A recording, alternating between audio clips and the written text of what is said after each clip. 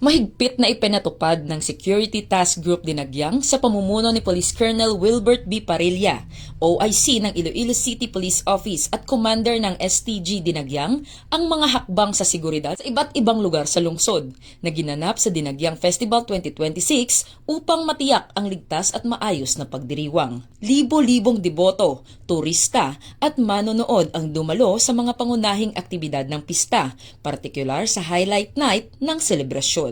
Pinangunahan ng Philippine National Police, katuwang ang kanilang force multipliers at iba pang security partners ang pagpapatupad ng isang komprehensibong security plan.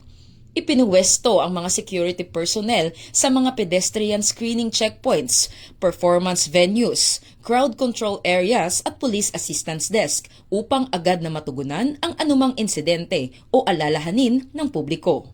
Batay sa ulat ng Iloilo City Police Office ngayong ika-26 ng Enero taong kasalukuyan, umabot sa tinatayang 72,910 na katao ang naitalang crowd estimated sa iba't ibang sektor ng lungsod at sa mismong highlight night ng Dinagyang Festival. Ipinakita ng datos na malawak ang saklaw ng mga dumalo mula sa city proper hanggang sa mga lugar mula sa provincial capital, La Paz at Mandurriao. Sa kabila ng malaking bilang ng mga dumalo, inilarawan ng Iloilo City Police Office ang kabuoang selebrasyon bilang peaceful.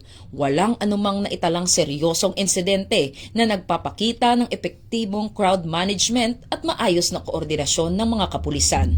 Pinuri ng ICPO ang kooperasyon ng publiko at ang disiplina ng mga dumalo sa pista, habang kinilala rin ang mahahalagang papel ng Pro-6 sa matagumpay na pagpapanatili ng kapayapaan at kaayusan na nagbigay daan sa isang ligtas, maayos at mapayapang Dinagyang Festival 2026. Mula rito sa Western Visayas, ako ang inyong PNN Correspondent Patrolwoman Justin May Halyores, alagad ng batas, tagataguyod ng Balitang Pulis.